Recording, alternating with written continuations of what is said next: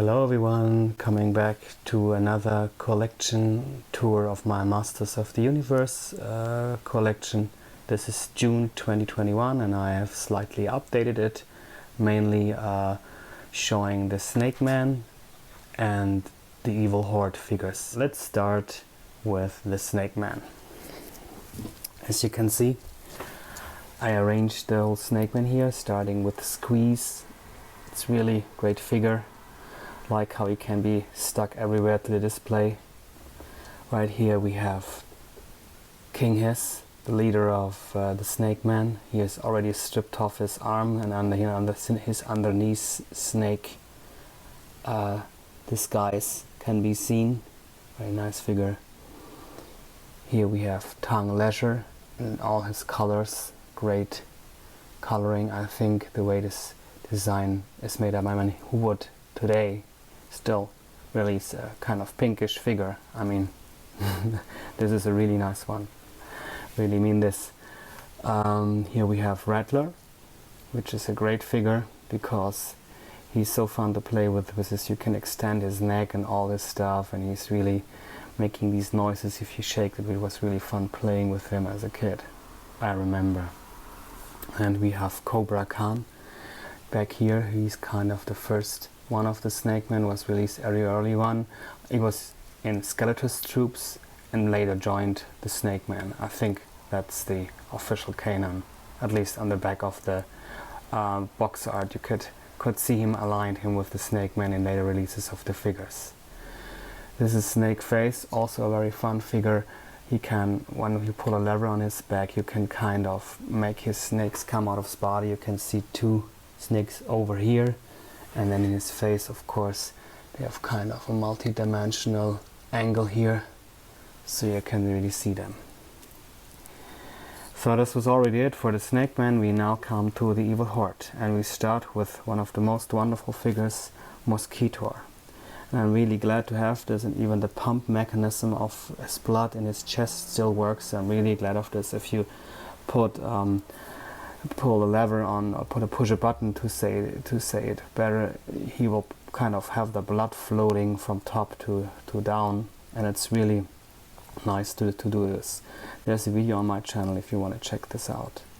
And in the back we have wonderful Furry Grizzler, who is kind of a nice figure. At least the fur is still intact. I wonder how it survived that in my childhood playroom wars. I'm still figuring out.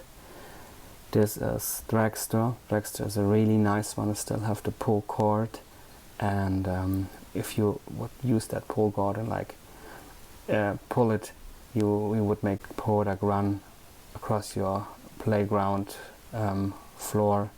It was a really nice one. I like the techie robot look of Dragster very much. Montana, really nice one. Really nice action feature with the eyes being popped out. It was really nice to play with that. I had him watch over different boxes as a kid, so he would be the perfect spy in my playroom back in the day. And now we come to the ferocious leader himself, Hordak. This is the latest addition to the collection. This is the Origins Hordak, and I really think they made a nice job, because he looks really great from the way his design and especially the coloring and the paint. I really like that in the box art, so it's a really great addition to my vintage collection. Of two more other Hordaks, we have Bustle Horde here, which you would kind of put that buzz saw blade in there, pull a lever, and it would really eject that thing and would come out and fly at the other figures.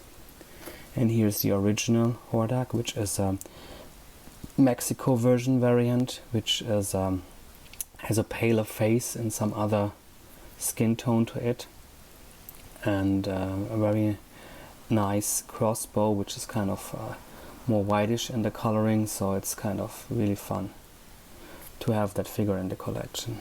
And there we have Hurricane Hordak.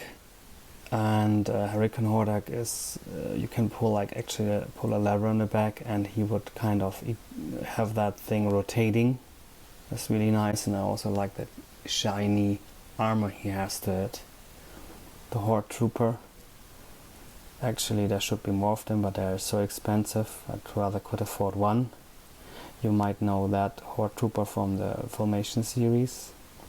And last but not least, we have the Formation Super 7 Hordak, which you can see is based on the series, the animated series, with his blue suit, skin kind of color, and the blast gun transformation. And even in the cartoon, he basically transforms his arm to this blast gun, so it's a really nice one.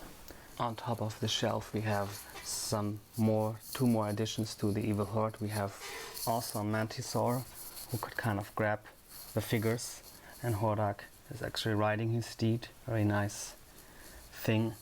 I think I'm fond of having this. Was really a hard thing to find. And then you have the slime pit, which that skeleton hand has a hold of Beastman, which is actually the picture you would see on the box art. And actually you would grab this guy, and on top there was a skull, which unfortunately I don't have, and you would put that slime on it and in it, and it would basically, you could pour that slime on the figure. Well, you wouldn't do that with Grizzlor, because you would probably never get that slime out of his fur. Well, that's about the figures, and I've added some more memorabilia stuff, especially the vintage VHS. These are the German versions. You can see one of the cartoon releases over here on that VHS cassette. I think there are 2 or 3 or 4 episodes, and back in the day they were like really expensive. I think they were about 15 Deutschmarks, which is like, I don't know, it's like 4 times what a figure would cost back in the day, approximately. The next one, we have the Dolph Lundgren movie from 1987, the VHS release, with a what I really am proud of, great HoloLens. So this is kind of a HoloLens. You can not really see it in the video, but if you take the VHS and move it like back and forth, it will kind of have a 3-dimensional look. So this is really, if you come closer, you can probably see the structure of the display is really nice. And it has the European cover art, which was made by the wonderful Renato Casaro back in the day. And here we have the Secret of the Sword movie, which is called Das Geheimnis des Zauberschwerts in Germany. I really loved that movie. I think it was released in 1985, around that, and I really watched that tape over and over. And over here we have another episode of the Formation series, The Time Corridor, one of my favorite episodes actually. Well, back in the last row you can see some of the craft and the weaponry and the displays and the stuff which comes along with the vintage figures, and I've kind of displayed it here. The Jet Sled, some more weapons, Stilt Stalker, so kind of having an arrangement of things there are. Well, this is the Snake Man and Horde kind of display. That's about it. On the right side I have display of my Origins figures, which basically hasn't changed from the last video I posted, so if you're interested in that, you might want to check this out. I will post a link to the video, and you might want to check it out if you're interested. So, without further ado, thank you for keeping up that Masters of the Universe spirit. If you're interested in this whole stuff that keeps the brand alive, I think it's really fun thing to do, collecting and talking and sharing comments about Masters of the Universe. I very much liked that in my last video. If you have any comments and anything to add to the line and to the brand, feel free to do so. Looking forward to reading that. So thank you very much for tuning in, joining this video, and see you in the next one. Bye bye.